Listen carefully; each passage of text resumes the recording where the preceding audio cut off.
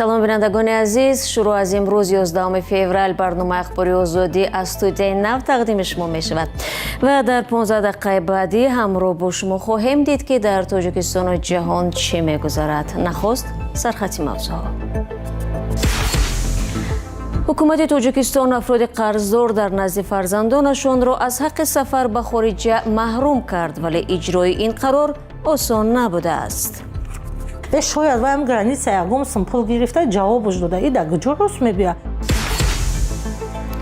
хадамоти зидди инҳисори кам шудани чорво ва гаронии хӯроки ҳайвонотро сабаби болоравии нархи он мешуморад.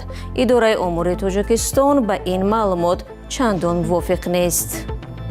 گوسفند قریب 3 میلیون شده است سرشمارش. اینم قریب 300,000 زیاد شده گه. ва ронандагони тоҷикистонии мошинҳои боркаш дар аврупо шикоят доранд ки кордиҳанда бо ҳар баҳона онҳоро ҷарима мекунад.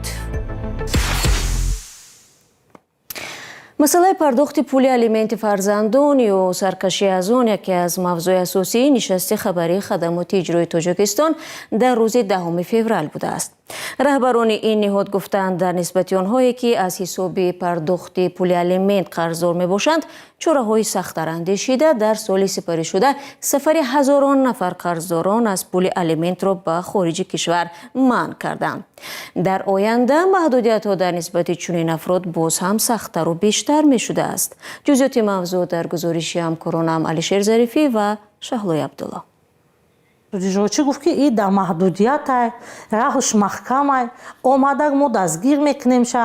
тахминан сокини шаҳри Душанбе 3 сол боз наметавонад пули алименти ягона фарзандашро аз шавҳари собиқаш бигирад. вай бо далели пеш наомадани мушкил дар хонавода нахост чеҳрааш нишон дода шавад. Чихел ин моҳи сентябр омадак моҳи ноябр биромад рафт ай Тоҷикистон ягон касира дастгир накард. Аки иҷа айби ки айби шумо ё айби вай границае ки ира рӯй кадаи шумо мегӯен ки шояд ваям граница ягом сум пул гирифта ҷавобуш дода ида куҷо рост мебия. Ама кофтум биромадем бача маҳдудият набуда. суди ҷоҷи дама як қарор рӯй кард, як коғаз рӯй кард ки ман хаток мондам. охи чӣ хеле хато мемонӣ ки и бача то ҳолон дар маҳдудият бидина қарори маҳдудияташ. ба иттилои расмӣ соли 2025 дар тоҷикистон наздик ба 180 миллион сомонӣ пули алимент стонида шудааст ки нисбат ба як соли қабл беш аз 140 миллион сомонӣ зиёд будааст.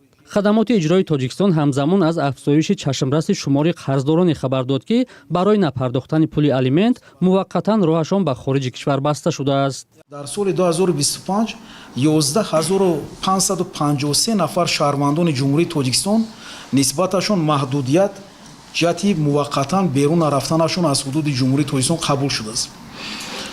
соли гузашта нисбати соли гузашта ин рақам 7579 адад зиёд аст. ба қавли ӯ аз ин омор бештар аз 8000-аш ба напардохтани алимент боқимонда ба қарзҳои бонкӣ рост меояд. ба иттилои хадамоти иҷро ҳамзамон роҳи 976 нафар баъди пардохти беш аз 10 миллион сомонӣ қарзи алимент ба хориҷ боз шудааст. бар асоси муқаррарот агар қарзи алимент аз 780 сомонӣ зиёд шуд қарори маҳдудияти сафар ба берун аз тоҷикистон бароварда мешавад. дар хадамоти иҷро гуфтанд бинобар барқастона саркашӣ намудани қарздорон аз пардохти маблағи алимент нисбат ба 270 нафар парвандаи ҷиноӣ боз шуда 753 тани дигарро барои пинҳон намудани суроғаи ҷои зисташон ва саривақт напардохтани пули алимент дар ҷустуҷӯ қарор доданд. ин ниҳод барои ҳалли ин мушкил як ситоди вижаи таъсис додааст, вале маълум нест кори он то куҷо метавонад баҳсҳои печидаи пардохти алиментро ҳал намояд. ҳар сол дар тоҷикистон ҳазорҳо оила ба вижа хонаводаи ҷавонон аз ҳам мепошад. масъалаи алимент ки бахусус аз ҷониби падарон баъд аз ҷудошавӣ аз ҳамсар барои фарзандон пардохт мешавад солҳо боз ҳалли худро наёфтааст. тахмина қарамони гузориш мо мегӯяд дахолати хонаводаи мард аз ҷумла хуштомани собиқ бетаваҷҷӯҳӣ ё бемасъулиятии мардон боис мешавад ки пули алимент саривақт дода нашавад. баъзе аз мардҳо инро ба вазъи молӣ ё маоши ночиз рабт медиҳанд. рӯ мебарем ба мавзӯи дигар. мақомоти тоҷик мегӯянд дар як соли гузашта қимати маҳсулоти ниёзи аввалия дар тоҷикистон боло рафтааст. афзоиши нарх дар ҳоле аст ки сокинон пайваста аз маоши каму нархҳои дандоншикан дар бозорҳои кишвар нигаронӣ мекунанд. моҳҳои пеш ҳолатҳои ҷаримаситонӣ ва ҳатто ба ҳабси маъмурӣ гирифтани чанде аз фурӯшандаҳои гӯшт ҳам расонаӣ шуда буд ки қиматро худсарона боло бурданд. зимнан вазирони тоҷик оиди сабабҳои боло рафтани нарх назарҳои гуногун доранд. мавзӯъро ҳамкорам Барод Юсуфӣ аз Душанбе идома медиҳад. аз равғани офтобпараст то гӯшти гову гӯсфанд ва меваву сабзавот, маҳсулоте ки ошхона ва дастархони тоҷиконро бе он тасаввур кардан мушкил аст, нархи он дар соли 2025 аз 7 то 27% афзудааст. дар ҳоле ки мардум нигаронанд, раиси оҷонсии омор далели болоравии нархи баъзе аз ин маҳсулотро мавсимӣ номид. баландшавӣ пастшавӣ омили мавсимӣ мавсимӣ ози ҳама шумо зимистона ози ҳама чиёи парнико кор кардистан дига ҷо кор мекунад ҳама маҳсулот истеҳсол мешавад. вақте ки ай моҳи марду тараф моҳи май сар мешавад, маҳсулот аҳолӣ дар заминҳои кушод истеҳсол мекунанд, парвариш мекунанд, бозор мебуранд, нархта таъсир мерасонанд, нарх мефурӯянд. яке аз маҳсулоте ки болоравии нархаш ҳамеша боис ба нигаронии сокинон дар тоҷикистон аст, гӯшти гову гӯсфанд мебошад. ин дар ҳоле аст ки ба қавли раиси оҷонсии омор, дар соли гузашта саршумори чорво ба таври қобили мулоҳиза бештар шудааст. чорвои калони шохдор 2 миллион 789 ҳазор расидааст. инам зиёд шудага қариб 100 ҳазор. чорвои майда наслгирӣ ҳам зиёд шудага. бузу гӯсфанд қариб 3 миллион шудааст саршумораш. инам қариб 300 ҳазор зиёд шудага. дар баробари ин ҳамун талаботи мардумам. аммо дар хадамоти зидди инҳисорӣ сабаби болоравии нархи гӯшти гову гӯсфандро баръакс камшавии саршумори чорво номиданд. сабаби асосии кам будани чорво аст дар бозорҳо. омили асосии кам будани чорво ин қимат шудани хӯроки чорво аст. аввалан дуюм кам ворид шудани чорво ба бозори ҷумҳурӣ мебошад. сеюм аз ҳама асосиш вай чорвопарво кам шуд. сокинон дар тоҷикистон пайваста аз маоши каму нархҳои баланд дар бозорҳо шикоят мекунанд. мақомот мегӯянд ҳар сол маошро боло мебаранд. баъзе аз иқтисодшиносоне ки радиои озодӣ ба онҳо ҳамсӯҳбат шуд, вале моил нестанд номашон ошкор шавад, гуфтанд афзоиши маош дар тоҷикистон бо сабаби таваррум ва ё инфлятсия зиёд эҳсос намешавад, чун арзиши молу маҳсулот ва хӯрокворӣ пайваста дар ҳоли афзудан аст. ба иттилои расмӣ музди миёнаи кормандон дар тоҷикистон 2727 сомонӣ, камтар аз $300 амрикоӣ аст ва ба ҳамин далел ҳар сол садҳо ҳазор нафар дар ҷустуҷӯи кору маоши муносиб ба Русия ва кишварҳои дигар мераванд ва сахтиҳоро дар муҳоҷират таҳаммул мекунанд. шумо барнома ахбори озодиро тамошо доред. тоҷикистон дар индекс ё шохиси дарки фасод аз миёни тақрибан 200 кишвар бо 19 имтиёз дар ҷойи 166 қарор гирифтааст. ҳамагӣ як зина болотар аз Туркманистон ва дар гурӯҳи давлатҳои фасодзадаи ҷаҳон. созмони Transparency International ё шаффофияти байналмилал ки мизони фасоди молиро дар кишварҳои ҷаҳон чен мекунад, рӯзи 10 феврал дар гузорише ин вазъро баёнгари сустии ниҳодҳои демократӣ ва сатҳи баланди саркӯб донист. тоҷикистон имсол дар шохиси дарки фасод аст 100 хол 19 хол гирифт. дареғ ин бо нишондодҳои соли гузашта монанд аст, вале мо мебинем ки ва солҳои охир бадтар мешавад. дар чанд соли гузашта тоҷикистон чанд холро аз даст дод. ин ба он маъност ки дар ин кишвар фасод мушкили решаӣ аст. бо ҳокимияти қонун мушкил вуҷуд дорад ва коррупсия дар ҳама ниҳодҳои ҳукуматӣ реша давондааст. инчунин манбаъҳои байнулмилалӣ хабар медиҳанд ки дар тоҷикистон барои назорати ҷамъиятӣ фазое вуҷуд надорад. вақте ба вазъияти осиёи марказӣ ва тамоми ҷаҳон нигоҳ мекунед, мебинед ки 19 хол бисёр поин аст ва ин маънои онро дорад ки коррупсия хусусияти решаӣ дорад. Коррупция имеет такой системный и укорененный характер во всех структурах. намояндагони созмони Transparency International бовар доранд поинравии сатҳи демократия дар кишварҳои Аврупои Шарқӣ ва Осиёи Марказӣ боис гаштааст ки фасоди молӣ бештар ва фазо барои ҷомеаи шаҳрвандӣ тангтар шавад. салом, агар хату хабар мехоҳед мо дорем. навиди бомдодӣ, сархати хабарҳо, ахбори Тоҷикистон ва ҷаҳон, гузоришҳо ва таҳлилҳо. чӣ мегузарад ва чаро? دانستن فهمیدن است. ضمیمه یا اپی ما را بگیرید. بله، رادیو زودی رو پیگیری کنید و من برنامه رو ادامه میدهم. گروهی از رانندگان توجی که در لیتوا کار میکنند از کاردهنده‌شان شکایت دارند. آنها اصرار می‌ورزند که ماموریت شرکت نقلیاتی رانندگان را با هر بهانه و بی اساس جریمه می‌بندد.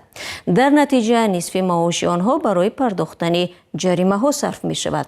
کاردهنده باشد در نوبت خود این ادعا را رد می کند. گزارش تلویزیونی نستایش وریمه را همکارم مومن احمدی پیشنهاد شما می نماید. سری وقت نرسانیدن بار جریمه را پیش بینی می کند. شتاب زدگی به هنگام انتقال بار و بلند نمودن سرعت حرکت در راه نیز جریمه دارد. اگر ماشین ویران شود باز هم باید جریمه سپرد و مبلغ تعمیر و عوض کردن قسم‌های نقلیات را جبران کرد. رانندگان از کشورهای آسیای مرکزی از جریمه‌های بی‌آخر و بی اساس یکی از شرکت‌های معروف نقلیاتی لیتوا گریت ویژه شکایت دارند. چندی از این رانندگان به شرط نشان ندادن چهره و بی ذکر نام مشکلاتشان را نقل کردند. اون راهاش راههای بیزه بین قشلاقای کوهای چیه مقصد که 50 میره 40 میره 70 میره خیلی دا او گده تا 10 ساعت نه که ترا 3 ساعت میته امروی که دا 3 ساعت نمیره پرواز که زمکنی نمیره و سمایلو دا 3 ساعت نمیره نه که دا همون ترا سترافت میکنن 2 ساعت 3 ساعت ایران خیلی چید مای. یک راننده دیگر گفت که در این شرکت برخلاف شرطنامه حتی برای کفیدن بلان و یا شکستن چراغ ماشین آسیبی که باید بیمه یا سوغورته پولش رو پردازد از معاششان جریمه می‌ستانند.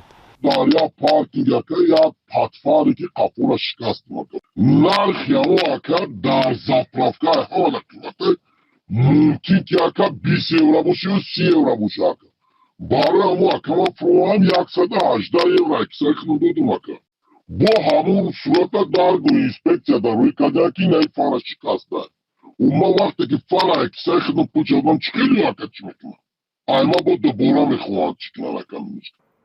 هم صحبتان ما گفتند که بعضاً مبلغ عمومی جریمه به چند هزار یورو می رسد. اما طور رانندگان می گویند شرکت این جریمه ها را نه در برنامه ها و نه در سندهای وابسته به مزد مهنت ذکر نمی کند. تو مقصد بورا بوری یا نبودی نرسوندی میگه اکا فهمیدی؟ فهم میکن اکا خچون شتراف میکن. ولی که اگر اکا تو دیر کردی که اکا بورا های با سبابای تکنیکیشی کلیت تنسون صورت روی میکنه که اینای ادام در پروبکا مونده که اگر که کورخونه اکا برای بورا دیر کردن شتراف کنه اکا در سیمیر قاید میکنه که اینای برای دیر کردن مشمول شتراف کردگی. کریم جانیاروف یکی از حامیان معروف حقوق بشر که چند سال پیش به اروپا کوچیده است کوشش کرد سرچشمه مشکلات را معین کند. به نظر او در این وضع قسما خود رانندگان تاجیک و همچنین مقررات با کار تأمین کردن شهروندان آسیای مرکزی در لیتوا گناهکارند. من با چندی از زادگان بلاروس صحبت کردم. آنها گفتند در این کار خودی هموطنان من گناهکارند چون که از حقوقشان دفاع نمی‌کنند. بلاروس ها تا اندازه از قانونگذاری آگاهند، اما افسوس قانون طوری ساخته شده است که کارمند حق دارد تنها بعد از نیم سال جای کارش را عوض کند. ترتیب چنین است: اگر بعد از آمدن با طلبات و شرایط شرکت راضی نباشی و کار کردن نخواهی، حق اقامت به اعتبار می شود و باید کشور را ترک کنی. خبرنگاران رادیو آزادی برای دریافت شهر به شرکت گریت ویژه تماس گرفتند. در یک صحبت تلفنی نماینده شرکت هم اتهامات را رد نموده اظهارات رانندگان را کوشش بدنام کردن شرکت نامید. در همین حال حامیان حقوق ادعا دارند که برای حل این مشکل به شرکت نقلیاتی مراجعت کردند اما نمایندگان آن واخوردن نخواستند.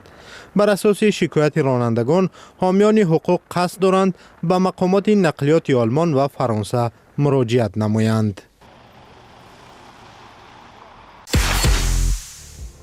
دوستان مهربان، برنامه در همینجا با آخر میرسد، ولی خبرگزاری‌های بیشتر را درباره حادثه‌های تاجیکستان و جهان هر وقت خواستید از سامانه azadi.org پیگیری کنید.